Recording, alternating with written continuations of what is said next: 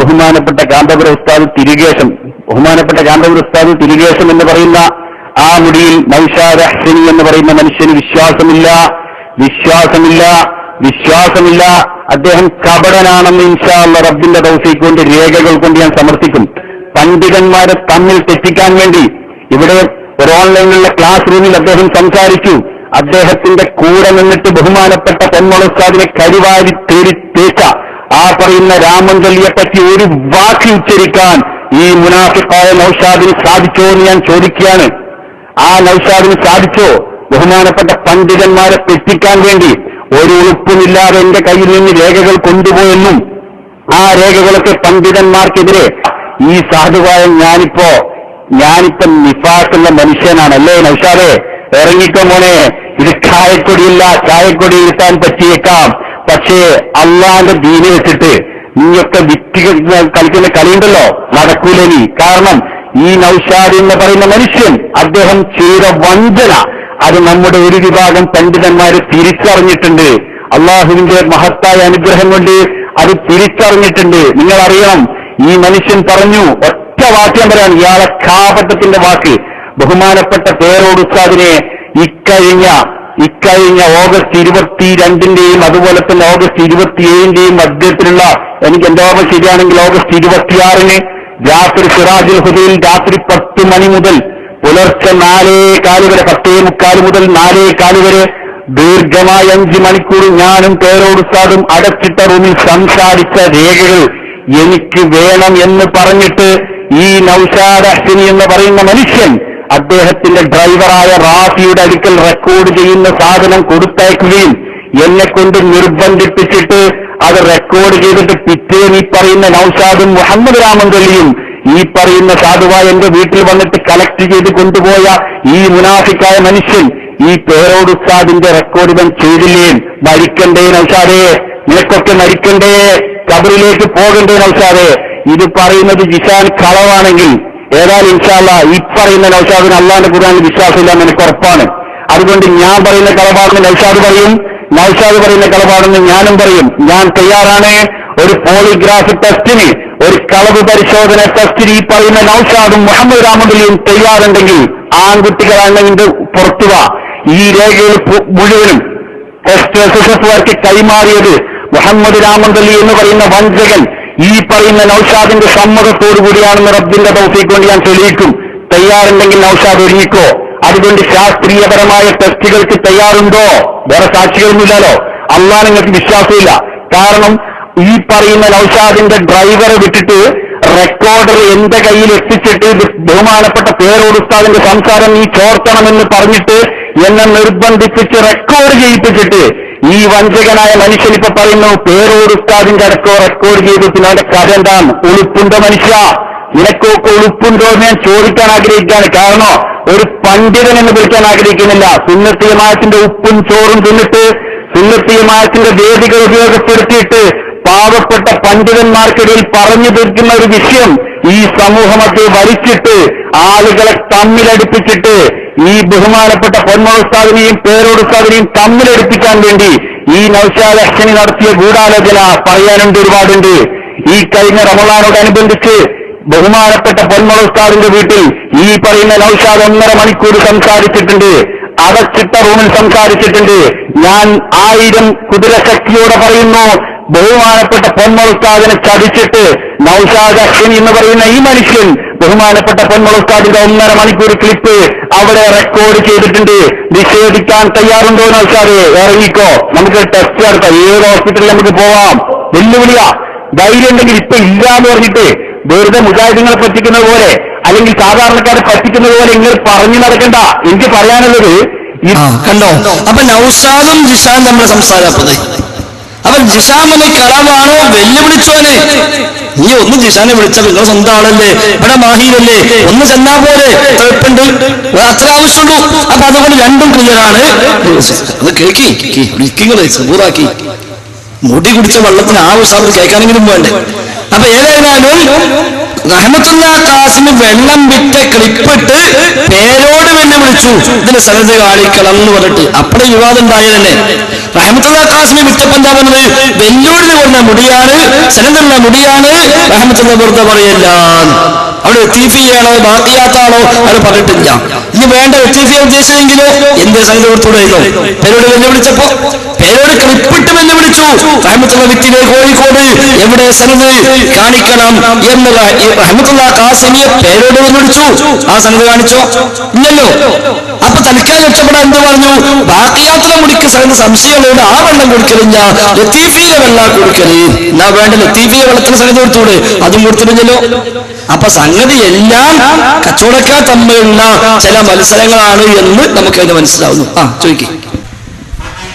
ഒരു വലിയ വിഷയമാകുമ്പോൾ ഒരുപാട് ചോദ്യങ്ങൾ നിങ്ങളെ വിഷയാവതരണത്തിലുണ്ട്, താജുൽ സലാഹിന്റെ വിഷയാവതരണത്തിലുണ്ട്. നിങ്ങളെ വിശദീകരണം ഒരുപാട്, ഞാൻ ചോദിക്കാത്ത ഭാഗങ്ങൾ ഇങ്ങനെ 8 സമയങ്ങളിൽ ആവശ്യമില്ല. അതുകൊണ്ടാണ് നമ്മൾ നേരത്തെ പറഞ്ഞു, ചോദ്യകർത്താവ് മാത്രമേ കൂടെ എല്ലാവർക്കും സംഗതി ക്ലിയർ ആകണം.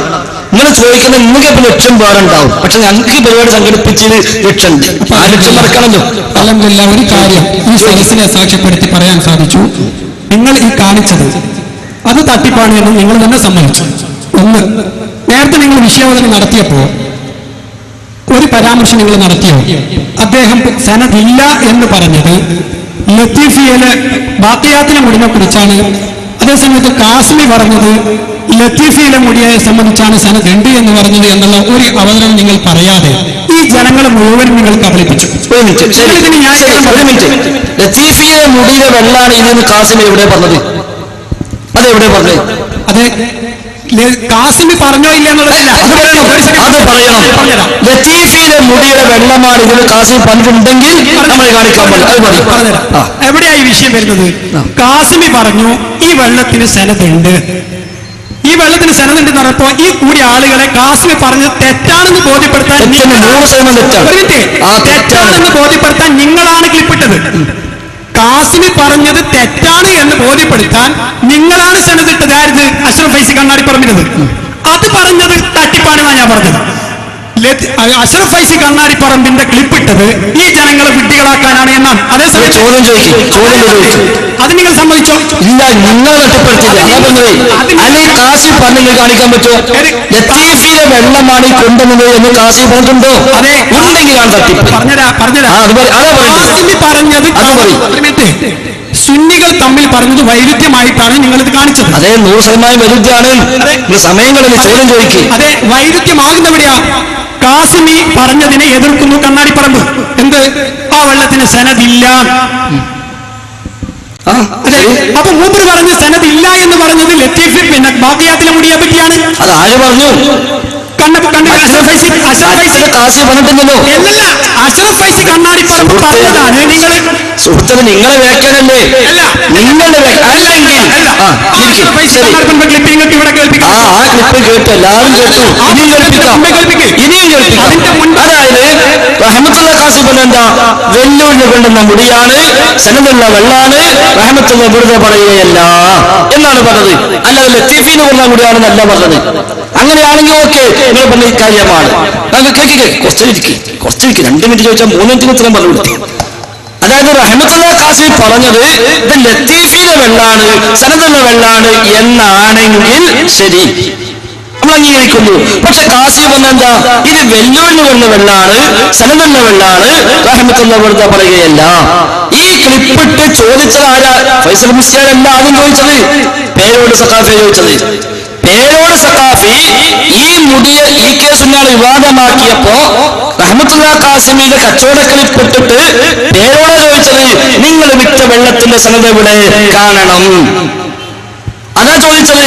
ആ ചോദിച്ച ഉത്തരം മുട്ടിയപ്പോൾ കോട്ടക്കൽ ബസ് സ്റ്റാൻഡിൽ ഈ കേസുകൾ സംഘടിപ്പിച്ച സമ്മേളനത്തിലാണ് അഷ്റഫ് ഫൈസി പറഞ്ഞു പറഞ്ഞത്, ബാക്കിയാത്തിന് മുടിയുണ്ട്, അതിന്റെ സനദിന് സംശയമുണ്ട്, അതുകൊണ്ട് ആ വെള്ളം അവിടെ കൊടുക്കാറില്ല, ലത്തീഫിയിലെ വെള്ളമാണ് കൊടുക്കാറുള്ളത്, അതിന് സനദുണ്ട്. അതാണ് സംഭവം. അതെന്താ ടിപ്പ്? അത് നമ്മൾ കാണിച്ചില്ലേ? രണ്ടും കാണിച്ചില്ല. അത്ര ആവശ്യമുള്ളൂ. ഇപ്പൊ മുപ്പക്കും ബോധ്യപ്പെട്ടു. അപ്പൊ ഏതായാലും കുടിച്ച വെള്ളത്തിൽ തൗബ ചെയ്യാ. ഇനി ആരെയും കുടിക്കുന്നുണ്ടെങ്കിൽ ഓരോട് കുടിക്കണ്ടെന്ന് പറയും ചെയ്യാ. എന്നാ വിളിക്കും. ഞാൻ അർത്ഥം ചോദിച്ചോട്ടെ. ആയിക്കോട്ടെ, നിങ്ങൾക്ക് ബോധ്യപ്പെടില്ലല്ലോ. നിങ്ങൾ ബോധ്യപ്പെട്ടാൽ അവിടെ കുകളി പോയില്ലേ? ശരി. എൻ്റെ പേര് അബ്ദുൽ ഫത്താഹ്. ഞങ്ങളെ നിലവിലുള്ള വെളിപ്പെടുത്തലും പുതിയ വിവരങ്ങളും കാന്തപുരം വിഭാഗത്തിൽ ആത്മാർത്ഥതയുള്ളവരുണ്ട് എന്ന പ്രതീക്ഷ പരിഗണിക്കുന്നുണ്ടോ?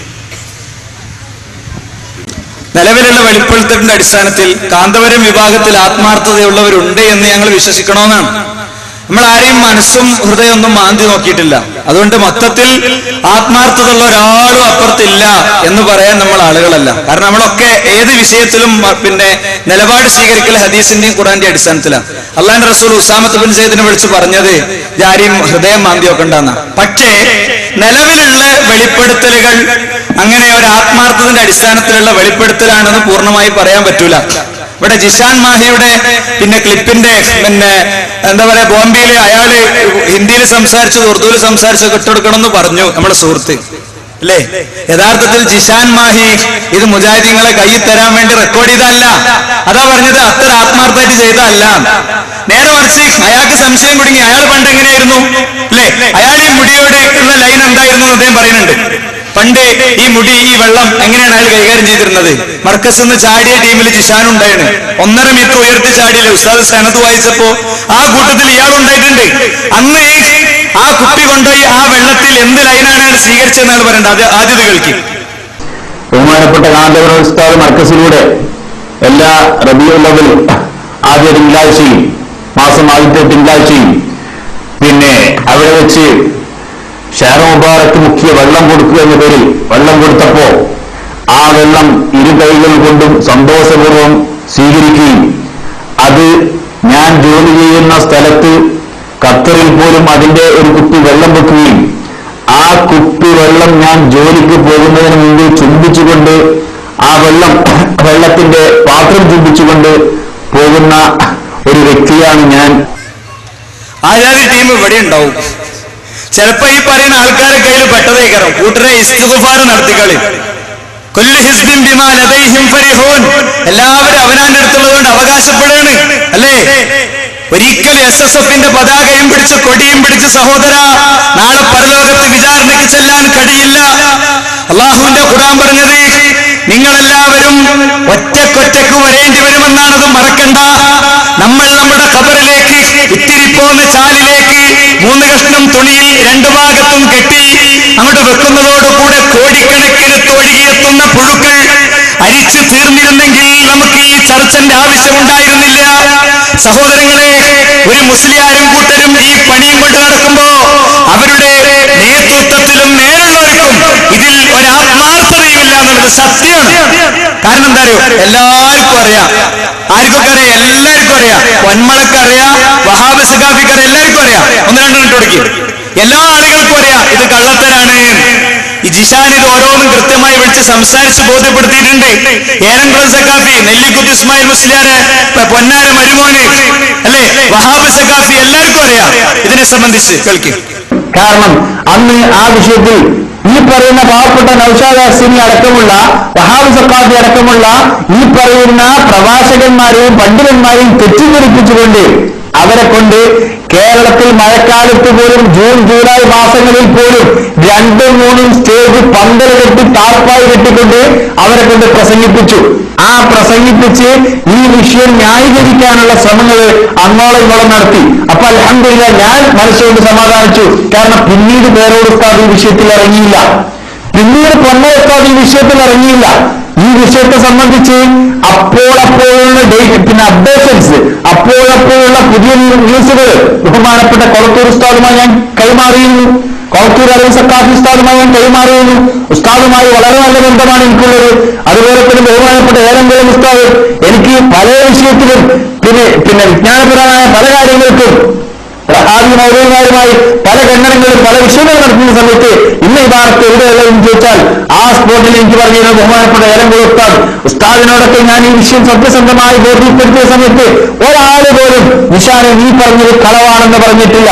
അത് നിഷാനെ ഇനിയും അവർ പറയില്ല എന്ന് തന്നെയാണ് വിശ്വസിക്കുന്നത്. അപ്പൊ ഉലമാക്കൾക്കാർക്ക് ഇതിലൊരു ആത്മാർത്ഥതയില്ല. ഇനിയും ഇഷ്ടം പോലെ ക്ലിപ്സ്, നമുക്ക് ഇനിയും വിഷയങ്ങൾ ക്ലിയർ ചെയ്യാനുണ്ട്. ഇവരുടെ മുൻനിര പ്രഭാഷകരൊക്കെ അത്തപ്പരിയൻ സഖാഫി, ഏലംകുളം സഖാഫി, വഹാബ് സഖാഫി, ഇവരുടെ ഒക്കെ ക്ലിപ്സ് ജിഷാന്റെ കയ്യിലുണ്ട്.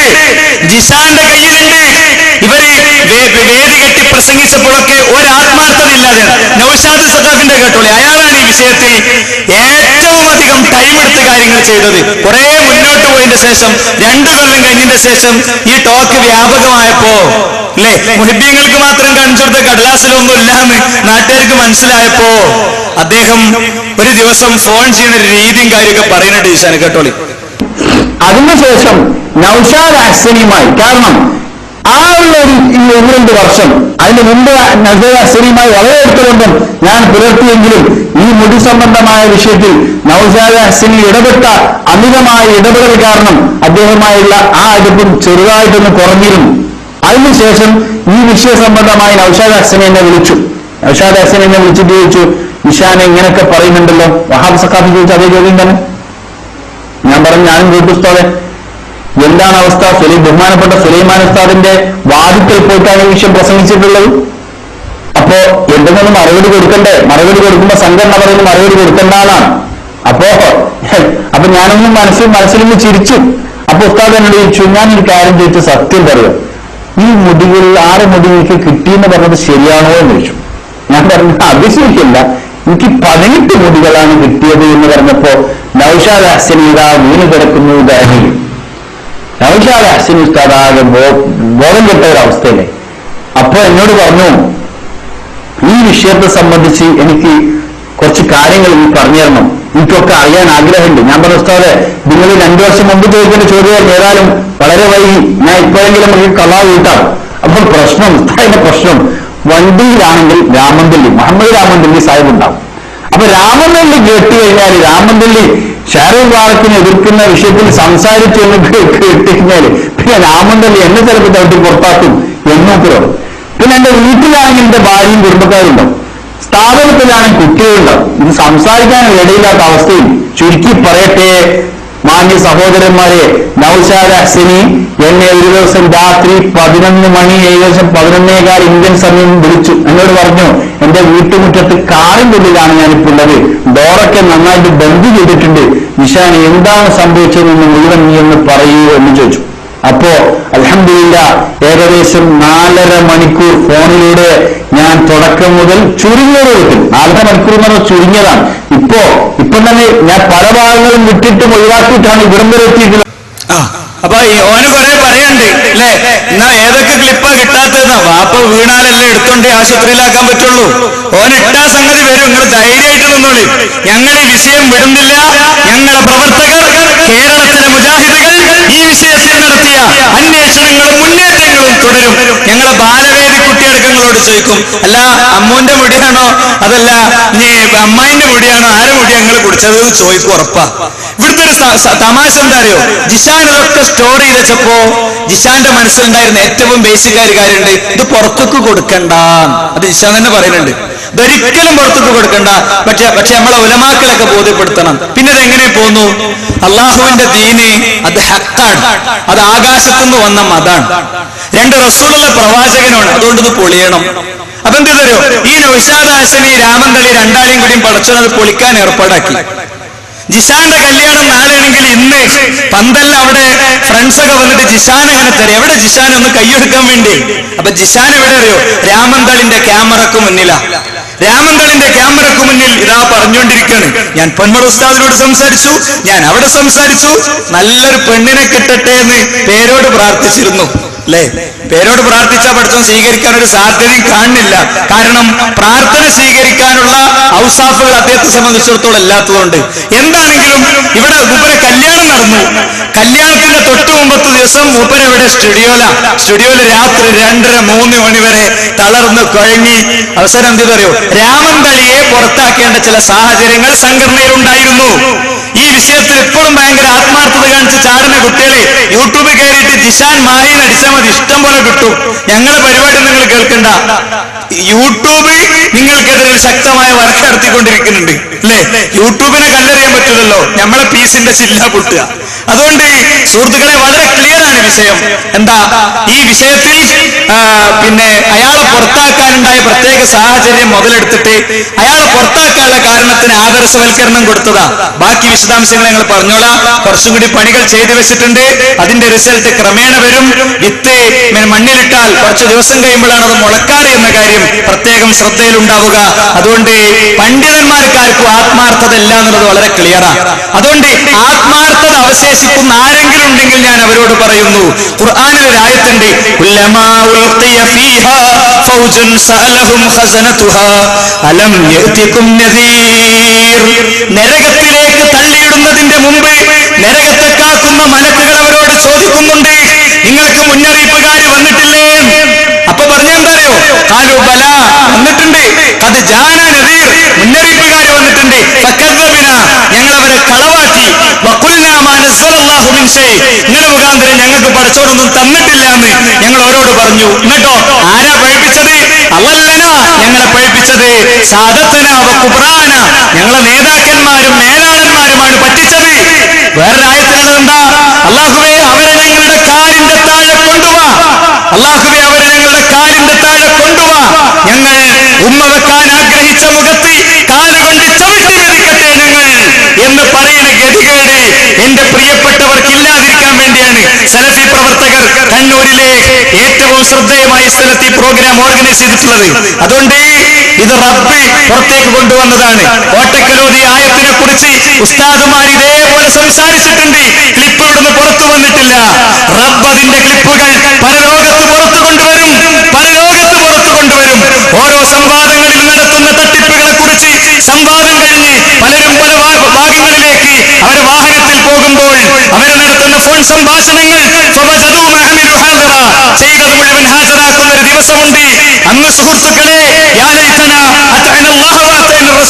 റസൂലുള്ളാഹി അല്ലാഹുവിനെ അനുസരിച്ചിരുന്നെങ്കിൽ എന്ന് അന്ന് പറയേണ്ടുന്ന ഒരു ഗതിയില്ലാതിരിക്കണമെങ്കിൽ മക്കയിലെ മുശ്രിക്ക് പറഞ്ഞത് നമ്മൾ പറയരുത്. മക്കയിലെ മുശ്രിക്ക് എന്താ പറഞ്ഞത്? അവരോട്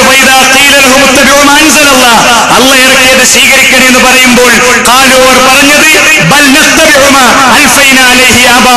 പൂർവ്വപിതാക്കന്മാരുടെ മാർഗം മതി ഞങ്ങൾക്ക്. ഇവിടുത്തെ ജുമുഅത്ത് പള്ളിയുടെ അങ്കണത്തിൽ കിടക്കണ പാപ്പ ഉത്താറാത്തി ബോധിയിട്ടുണ്ട്, അതുകൊണ്ട് അങ്ങനെ ഞാൻ പോകുള്ളൂ എന്ന് പറയുന്നത് സ്വഹാബത്തിന്റെ റൂട്ടല്ല എന്നത് കൂടി എന്റെ സുഹൃത്തുക്കൾ മനസ്സിലാക്കണമെന്ന് ഉണർത്തുകയാണ്. കാസിം സ്ഥലം തയ്യില് നേരത്തെ CP സൂബിയുടെ അടുത്ത് സംസാരിച്ച പ്രവാചകന്മാരെ അസാറുകളില്ല, ഇന്നില്ല എന്നുള്ളതാണ്. അപ്പോൾ ഖുർആൻ അല്ലാഹു പറഞ്ഞു മക്കാം ഇബ്രാഹിം മുസല്ല, ഇബ്രാഹിം മക്കാം പ്രാർത്ഥന സ്ഥലമാക്കണം. അപ്പോൾ ഇന്ന് സൗദി അറേബ്യയിൽ അത് ഗ്ലാസിൻ്റെ കൂട്ടിലാക്കിയിട്ട് ഇബ്രാഹിം നബി ചവിട്ടിയ കല്ല് അവിടെ ഇന്നും നമ്മൾ അവിടെ പ്രാർത്ഥന സ്ഥലമാക്കാൻ വേണ്ടിയിട്ട് അള്ളാഹു പറഞ്ഞിട്ടുണ്ട്. അത് പ്രവാചകന്റെ അസാറിൽ പെടൂലേ എന്നാണ് എനിക്ക് ചോദിക്കാനുള്ളത്. അതായത് പ്രവാചകന്റെ ആസാറുകൾ ഇന്നില്ല എന്ന് പറഞ്ഞു. എന്നാൽ മക്കയിൽ മഖാം ഇബ്രാഹിം ഇപ്പോഴും ഉണ്ടല്ലോ. അത് ഒരു നബിയുടെ കാൽ സ്പർശനമേറ്റ ഒരു ശേഷിപ്പല്ലേ എന്നാണ്. ഇവിടെ പ്രവാചക ശേഷിപ്പുകൾ ഇല്ല എന്ന് പറഞ്ഞതിൽ ഉദ്ദേശിച്ചത് പ്രവാചകന്റെ ശരീരത്തിന്റെ ഭാഗമായി സ്വഹാബത്ത് ഉപയോഗപ്പെടുത്തിയ മുടി, നബിയുടെ വസ്ത്രം, നബിയുടെ കുപ്പായം, നബിയുടെ വടി തുടങ്ങിയ കാര്യങ്ങളെ പറ്റിയാണ്. അല്ലാതെ നബി സ്പർശിച്ച ഒന്നും ലോകത്തില്ല എന്നോ നബിയുടെ ഒരു ശേഷിപ്പും ലോകത്തില്ല എന്നോ അല്ല. അത് വിശുദ്ധ ഖുർആൻ പ്രവാചകൻ നമുക്ക് ഏൽപ്പിച്ചു തന്ന ഒരു ശേഷിപ്പ് തന്നെയാണ്. വിശുദ്ധ ഖുർആൻ റസൂല് ഈ ഉമ്മത്തിനെ ഏൽപ്പിച്ചു തന്നു പോയ ശേഷിപ്പാണ്, അതിവിടെയുണ്ട്. അതേപോലെ പല പ്രവാചകന്മാരുടെയും ജീവിതവുമായി ബന്ധപ്പെട്ട പലതും ലോകത്തുണ്ട്. മഖാം ഇബ്രാഹിം അലൈഹിസ്സലാത്തു വസ്സലാം ചവിട്ടിയ കല്ലാണ്, അത് സംരക്ഷിക്കപ്പെട്ടിട്ടുണ്ട്. അതേസമയം റസൂലുള്ളാഹി സ്വല്ലല്ലാഹു അലൈഹി വസല്ലം തങ്ങളുടെ ശരീരത്തിന്റെ ശേഷിപ്പ് എന്ന് പറഞ്ഞുകൊണ്ട് കൊണ്ടുനടക്കുന്ന മുടി, അതേപോലെ നബിയുടെ താടി, ലോകത്ത് പലയിടത്തും അങ്ങനെ ഉണ്ട്. നബിയുടെ താടി എന്ന് പറഞ്ഞുകൊണ്ട് പല സ്ഥലത്തും കാണാൻ കഴിയും. നബിയുടെ പുതപ്പ് ചില സ്ഥലത്ത് ഈ ഖസ്റജിയുടെ മ്യൂസിയം തന്നെ നമുക്ക് നെറ്റിലൊക്കെ കയറിയാൽ കാണാൻ പറ്റും. ഖസ്റജിയുടെ മ്യൂസിയം. അതിൽ നബിയുടെ പുതപ്പുണ്ട്, നബിയുടെ ചെരുപ്പുണ്ട്, നബിയുടെ വടിയുണ്ട്, ഫാത്തിമ ബീവിന്റെ ചെരുപ്പുണ്ട്, ആയിഷ ബീവിയുടെ മോതിരമുണ്ട്. ഇങ്ങനെ പലതും അതിൽ സംരക്ഷിക്കപ്പെട്ടിട്ടുണ്ട്. അങ്ങനെയൊക്കെ പറയാൻ നമുക്ക് വകുപ്പില്ല എന്നാണ് ഉദ്ദേശിക്കപ്പെട്ടത്. അല്ലാതെ ലോകത്തൊരു നബിയും ഉപയോഗിച്ചതോ ഒരു നബിയും സ്പർശിച്ചതോ ആയ ഒന്നും ലോകത്തില്ല എന്നല്ല. അങ്ങനെ പലതും ലോകത്തുണ്ട്, പല രൂപത്തിലുമുണ്ട്. ഈ നിലയ്ക്ക് നമുക്ക് ബർക്കത്തെടുക്കാൻ പഠിപ്പിക്കപ്പെട്ട പ്രവാചകന്റെ ശരീരവുമായി ബന്ധപ്പെട്ട ശേഷിപ്പുകൾ, ആസാറുകൾ അതില്ല എന്നാണ് ഇവിടെ ഉദ്ദേശിക്കപ്പെട്ടത്. ഒരടിമ വേറെ അടിമയോട് സഹായം തേടൽ ശിർക്കാണ്. സുലൈമാൻ നബി അലൈഹി സ്വലാം ആസിഫ് ബിൻ ബർക്കിയോട് സഹായം തേടിയിട്ട് സഹായം കൊടുത്തിട്ടില്ലേ? അത് സുലൈമാൻ നബി അലൈഹി സ്വലാം അള്ളാഹുവിനോടല്ലോ ചോദിച്ചത്. ആസിഫ് ബിൻ ബർക്കി ആ സിംഹാസനം, അത് വലിയ ചരിത്രമാണ്, ഷോർട്ടായിട്ട് ഞാൻ പറയുന്നത്. അപ്പോൾ സുലൈമാൻ നബി അലൈഹി സ്വലാം അദൃശ്യമായ ആ ഇന്റർനെറ്റും കറണ്ടും മറ്റുള്ള ആധുനിക സൗകര്യങ്ങളൊന്നും ഇല്ലാത്ത കാലത്താണ് സുലൈമാൻ നബി അലൈഹി സ്വലാം ആസിഫ് ബിൻ ബർക്കി എന്ന വലിയനോട് സഹായം തേടുകയും പെട്ടെന്ന് ആ സംവിധാനം ചെയ്തു കൊടുക്കുകയും ചെയ്തു. അത് ആസിഫ് ബിൻ ബർക്കി അള്ളാഹിനോട് ചോദിച്ചോ, എന്നോടല്ല ചോദിക്കരുത് എന്ന് പറഞ്ഞില്ല. സുലൈമാൻ നബി ചെയ്ത ശിർക്കാണോ? ഒരിക്കലും ശിർക്കല്ല. ഒരടിമ മറ്റൊരടിമയോട് സഹായം ചോദിച്ചാൽ ശിർക്കാണ്, ഒരിക്കലും അല്ല. എന്നാൽ ശിർക്കാകുന്ന സഹായമുണ്ട്. അതേതാ? റബ്ബിനോട് മാത്രം ചോദിക്കാൻ പഠിപ്പിക്കപ്പെട്ട ചില സഹായങ്ങൾ. അതാണ് ഇയ്യാക നഅ്ബുദു വ ഇയ്യാക നസ്തഈൻ. നിന്നെ മാത്രം ആരാധിക്കുന്നു, നിന്നോട് മാത്രം സഹായം അർത്ഥിക്കുന്നു. ആ സഹായം ഏത് അടിമയോട് അർത്ഥിച്ചാലും ശിർക്കാണ്. അത് റബ്ബിനോട് മാത്രം അർത്ഥിക്കേണ്ട സഹായമാണ്. എന്നാൽ അടിമയോട് ചോദിക്കാൻ അനുവദിക്കപ്പെട്ട സഹായങ്ങളുണ്ട്. അത് അടിമയോട് ചോദിക്കാം. അനുവദിക്കപ്പെട്ട വഴികളിൽ, അനുവദിക്കപ്പെട്ട രീതികളിൽ, അനുവദിക്കപ്പെട്ട കാര്യങ്ങളിൽ, അനുവദിക്കപ്പെട്ട ആളുകളോട് ചോദിക്കാം. ഇത് രണ്ടും രണ്ട് സഹായങ്ങളാണ്. സുലൈമാൻ നബി സ്വല്ലല്ലാഹു അലൈഹി വസല്ലം ആസഫിനോട് സഹായം ആവശ്യപ്പെട്ടതല്ല. കാരണം ആസഫ് എന്ന് പറയുന്ന മനുഷ്യൻ സ്വാലിഹായ മനുഷ്യനാണ് എന്നാണ് തഫ്സീറിൽ കാണുന്നത്. അദ്ദേഹം സുലൈമാൻ നബിയേക്കാൾ സ്ഥാനം കുറഞ്ഞവരാണ്. സുലൈമാൻ നബിക്കാണ് ആസഫിനേക്കാളും സ്ഥാനം. കാരണം സുലൈമാൻ നബി ഇസ്ലാം പ്രവാചകനാണ്. ആസഫ് സുലൈമാൻ നബിയുടെ അനുയായികളിൽപ്പെട്ട ഒരു അനുയായി മാത്രമാണ്.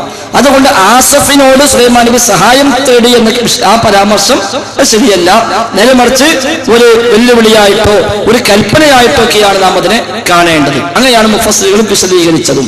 സുലൈമാൻ നബി സ്വല്ലല്ലാഹു അലൈഹി വസല്ലം സമൂഹത്തോട്, സദസ്സിനോട് മൊത്തം ചോദിക്കാം. അദ്ദേഹത്തിന്റെ സദസ്സ് എന്ന് പറഞ്ഞാൽ മനുഷ്യരുണ്ട്, ജിന്നുകളുണ്ട്, ശൈത്താന്മാരുണ്ട്, പക്ഷികളുണ്ട്, അതേപോലെ മറ്റു പലതുമുണ്ട്.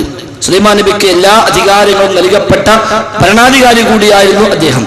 അദ്ദേഹം ആ സദസ്സിനോട് ചോദിക്കുകയാണ്, അയ്യുക്കും യഅ്തീനി ബിഅർശിഹാ ഖബ്ല അൻ യഅ്തൂനി മുസ്ലിമീൻ. സബയിൽ നിന്ന് ബൽഖീസ് രാജ്ഞി ഇസ്ലാം സ്വീകരിച്ചുകൊണ്ട് ഇങ്ങോട്ട് വരാൻ സന്നദ്ധയായിട്ടുണ്ട് എന്ന വിവരം കിട്ടുമ്പോൾ അവർ ഇവിടെ എത്തും മുമ്പ് അവരുടെ സിംഹാസനം ഇവിടെ എത്തി അവർക്ക് ഒരു അത്ഭുതം കണ്ട് അവർക്ക് ഒന്നുകൂടി തന്റെ പ്രവാചകത്വം ബോധ്യമാകണം. അതിന് സുലൈമാൻ നബിയുടെ ചോദ്യം, അയ്യുക്കും യഅ്തീനി ബിഅർശിഹാ ഖബ്ല അൻ യഅ്തൂനി മുസ്ലിമീൻ. അവർ എന്റെ പക്കൽ മുസ്ലിമായി വരും മുമ്പ് നിങ്ങളിൽ ആരാണ് അവരുടെ സിംഹാസനം എനിക്ക് കൊണ്ടുവരിക? അത് സ്വാലിഹായ ആസഫിനോടല്ല ചോദ്യം. ആസഫ് അടക്കമുള്ള, ജിന്നടക്കമുള്ള, ശൈത്താന്മാരടക്കമുള്ള, പക്ഷികളടക്കമുള്ള അദ്ദേഹത്തിന്റെ സമൂഹത്തോട്, സൈന്യങ്ങളോട്, അദ്ദേഹത്തിന്റെ ആ സമൂഹത്തോടാണ് ചോദിക്കുന്നത്, നിങ്ങൾ ആര് കൊണ്ടുവരും? ഇതൊരിക്കലും ഒരു സഹായാർത്ഥനയല്ല. ഒന്ന്. മറ്റൊന്ന് ഇയ്യാക നസ്തഈൻ, റബ്ബേ നിന്നോട് മാത്രം സഹായം ചോദിക്കുന്നു എന്ന് പറഞ്ഞ ഇസ്തിആനത്തും അല്ല. അങ്ങനെ ഈ ചോദ്യത്തിന് മറുപടിയായി ആദ്യം ഒരു ഇഫ്രീത്താണ് പ്രതികരിച്ചത്. ഖാല ഇഫ്രീത്തും മിനൽ ജിന്നി അന ആതീക ബിഹി ഖബ്ല അൻ തഖൂമ മിൻ മഖാമിക. ജിന്നിൽ നിന്നുള്ള ഇഫ്രീത്ത്, ഒരു ഖബീസ്, ഒരു വൃത്തികെട്ട ദുഷിച്ചവനായ ഒരു ജിന്ന്, അതാണ് ഇഫ്രീത്ത്. ദുഷിച്ച ഒരു ജിന്ന്. അവൻ പറഞ്ഞു, അന ആതീക ബിഹി ഖബ്ല അൻ തഖൂമ മിൻ മഖാമിക. താങ്കൾ താങ്കളുടെ സദസ്സിൽ നിന്ന് എണീക്കുന്നതിന് മുമ്പ് ഞാനത് കൊണ്ടുവരാം.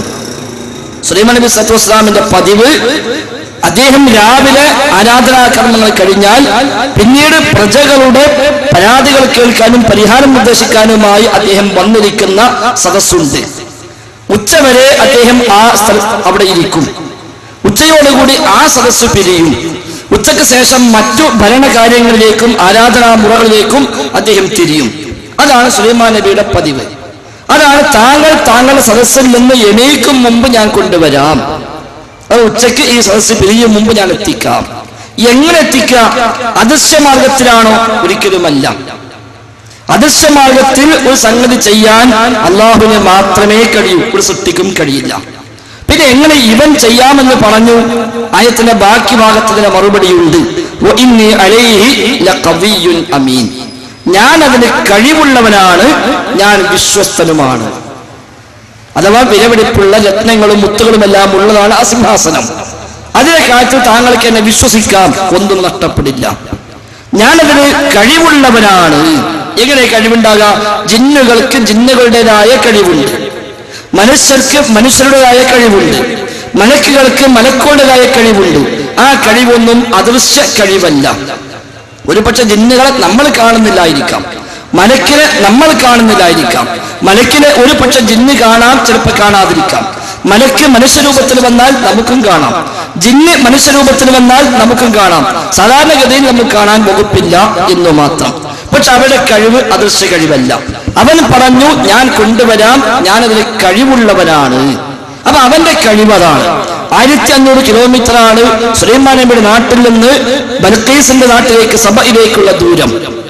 ഈ 1500 കിലോമീറ്റർ അങ്ങോട്ട് സഞ്ചരിച്ച് അവിടെ നിന്ന് സിംഹാസനം പൊക്കിയെടുത്ത് തിരിച്ചിവിടെ എത്താൻ അവന് ആവശ്യമുള്ള സമയം ഉച്ചയാകുമ്പോഴുള്ള സമയം.